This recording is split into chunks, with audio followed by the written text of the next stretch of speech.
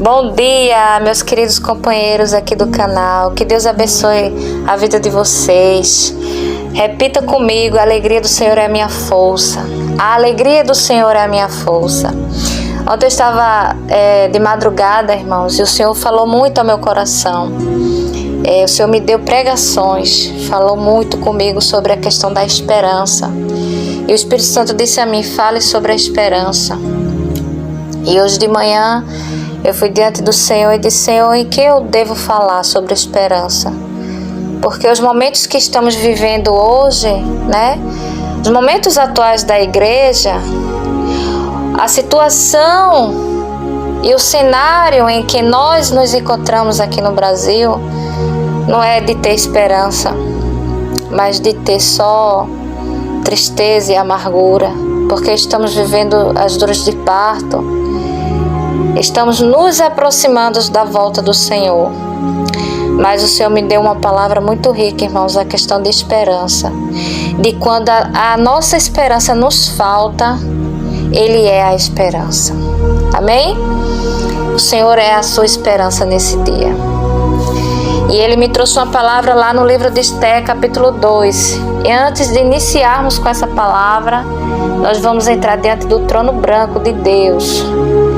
Aquele que zela, aquele que cuida, aquele que restaura, aquele que restitui, aquele que atende aos necessitados. Vamos entrar diante desse trono, nesse momento, para colocar as nossas questões, as nossas necessidades na presença dEle. Amém? Querido Senhor, Pai amado, Pai querido, nós Te amamos, Senhor.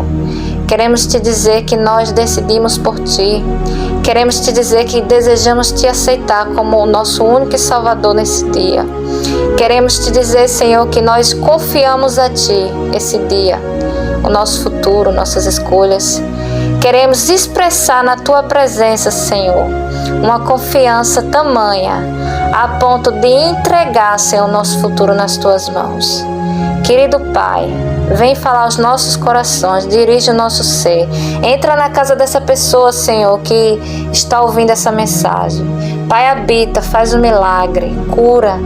Traz, Senhor, a existência, a Tua palavra. Senhor, o Teu milagre, o Teu poder na vida dessa pessoa, no nome de Jesus. Amém. E enquanto eu questionava com o Senhor, irmãos, como eu já havia dito, que eu disse: Senhor, em que ponto de esperança eu devo falar?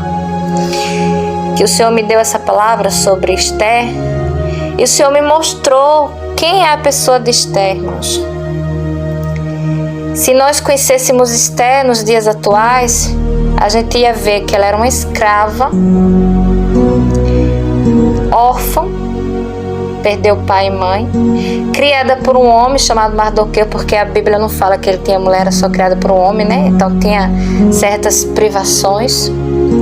Mas você não vê em momento algum, em passagem alguma da Bíblia, você vê a Esté reclamando da vida.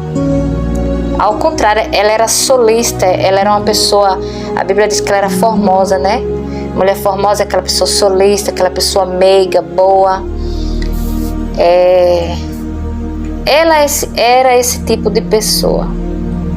E o Senhor me mostrou lá no livro de Esté, capítulo 2, e o verso 6, diz assim: diz que Mardoqueu foi transportado de Jerusalém com os cativos que foram levados com Jeconias, rei de Judá, o qual transportou Nabucodonosor para o rei da Babilônia. Ele criou Radassa, que é Esté, filha de seu tio, porque não tinha pai nem tinha mãe. Irmão, qual é a esperança que essa moça tinha na vida? Qual é a esperança que ela tinha na vida? Sendo criada por um homem, sem o calor, a atenção de uma mãe. Me diga, qual é a esperança que ela tinha na vida? Às vezes, irmãos, nós estamos numa situação tão indesejosa que a nossa única esperança é Deus ter esperança por nós. Vocês sabiam disso?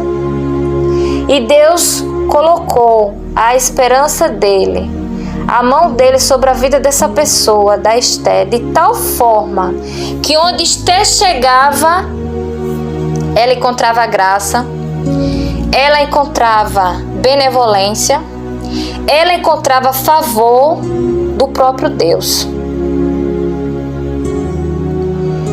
Lá no verso 9, diz que ela foi mandada lá para o palácio do rei, para ser uma das selecionadas para ser a rainha.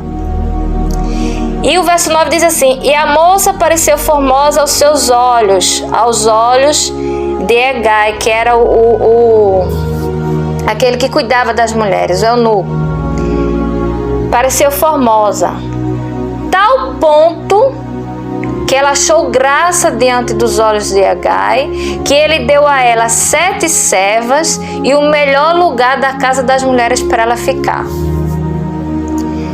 Vocês já perceberam que existem situações na vida de um crente, na vida de uma pessoa que teme a Deus, que às vezes é uma coisa tão chocante que acaba sendo anormal, que onde ele chega dá certo?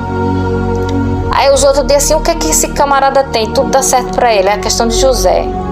José chegou na casa de Potifar, começou Deus a abençoar. José chegou na prisão, começou Deus a usar José para administrar, a ponto do Senhor levar José para o governo do Egito.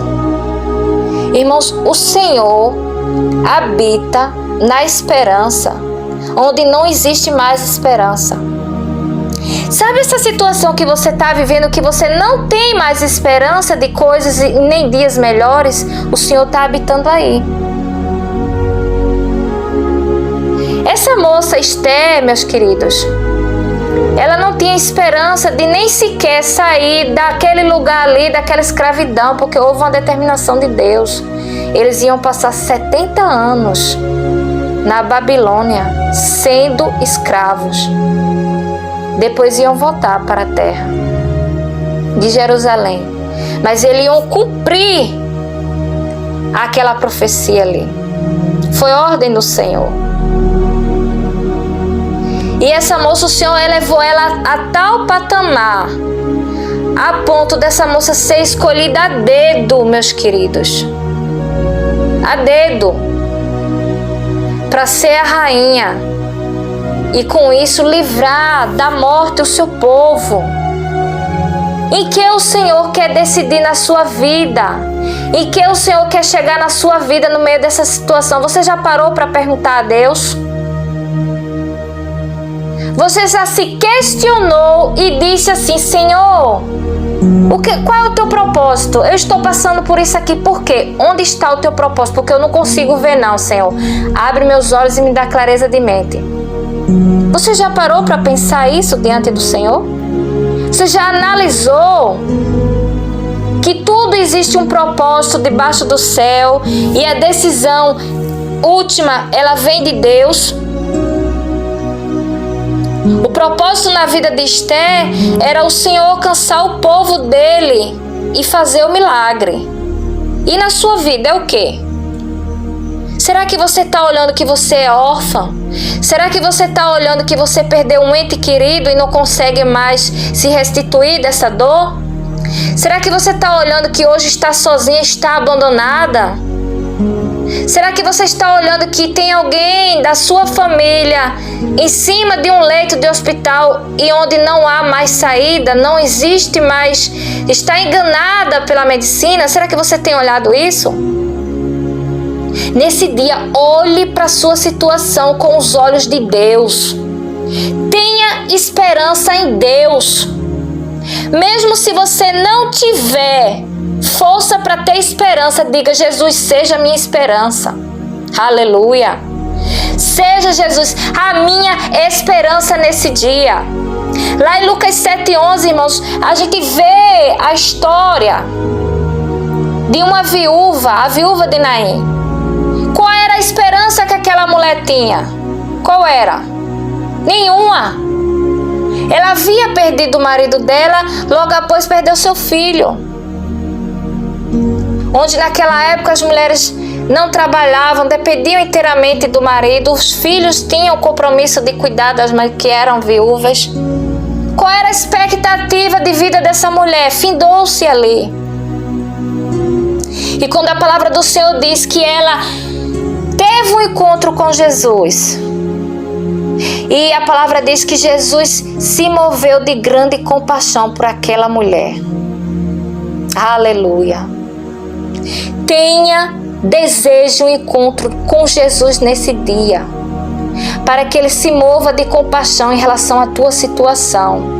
Porque tem dores e situações de nossas vidas que somente nós e Deus podemos relatar a intensidade.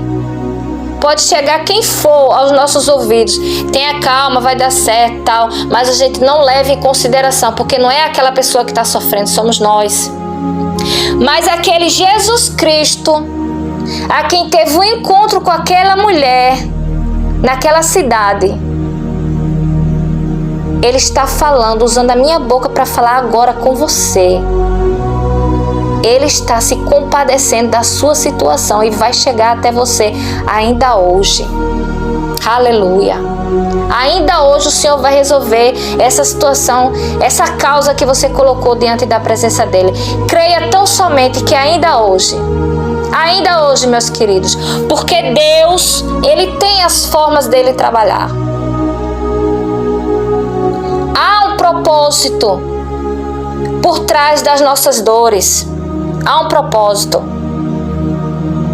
As nossas dores, as nossas provações, as nossas dificuldades, elas não são em vão.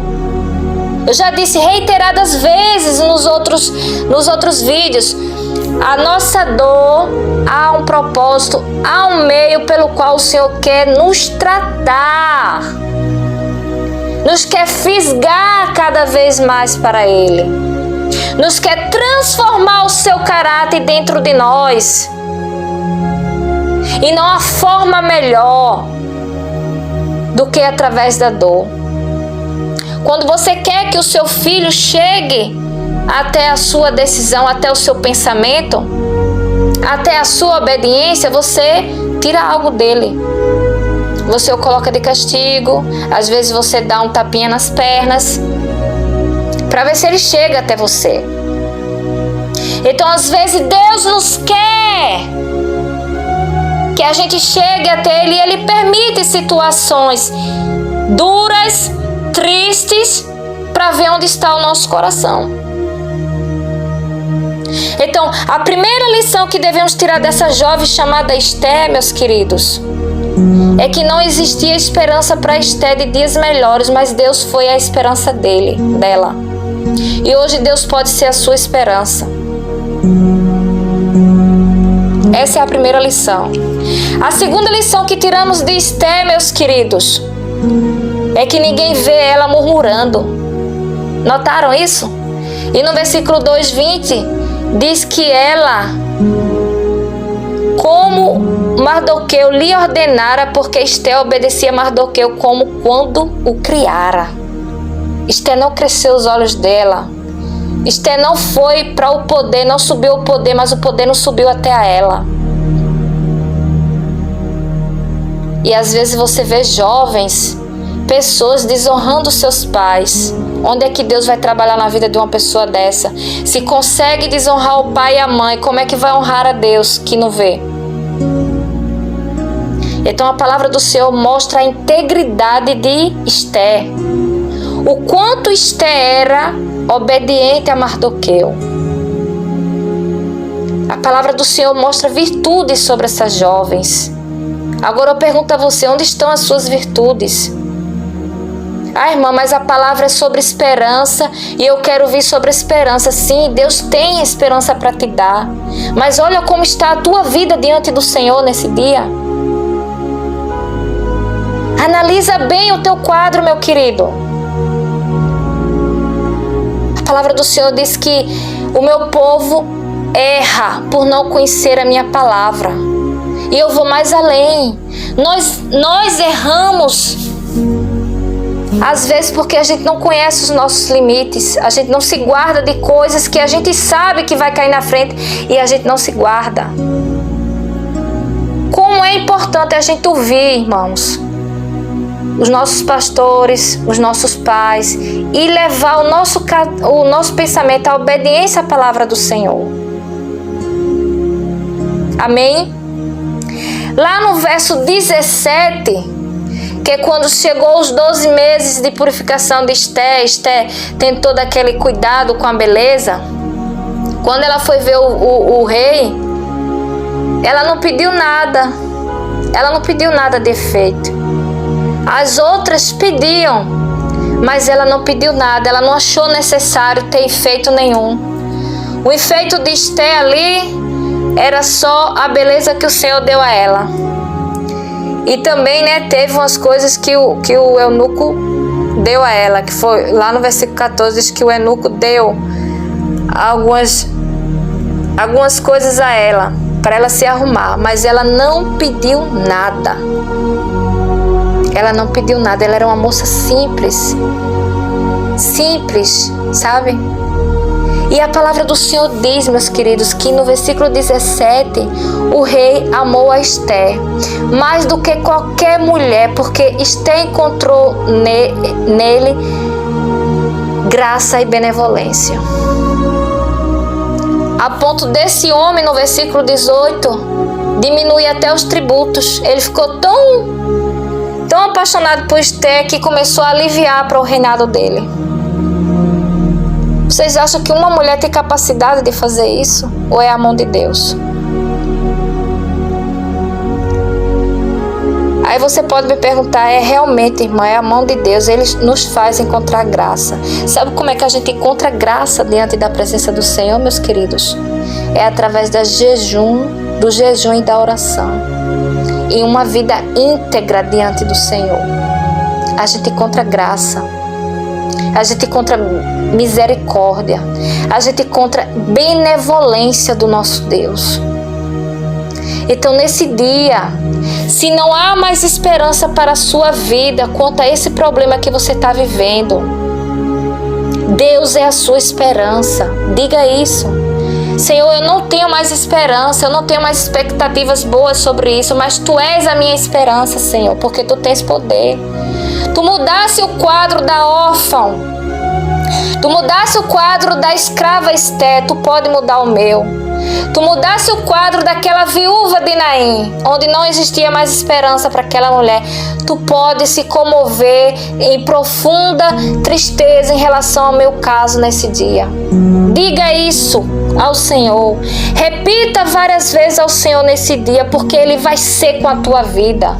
Ele vai ser com esse negócio, com esse processo que tu estás passando, porque Deus, Ele é Pai, meus queridos. Ele permite as situações nas nossas vidas, mas Ele é Pai. Ele está lado a lado conosco e Ele sente nossas dores e Ele conhece os nossos limites. Então creia tão somente que esse Deus, esse Jesus ao qual ressuscitou o terceiro dia e que está sentado ao lado do Deus Pai Todo-Poderoso e é o próprio Deus, pode te resgatar hoje dessa situação e te fazer sorrir mais uma vez e dizer que Deus é e que Deus faz na terra dos viventes. Amém? Que Deus abençoe sua vida. Curta, compartilhe, se inscreva para apoiar o nosso canal. Deus nos abençoe.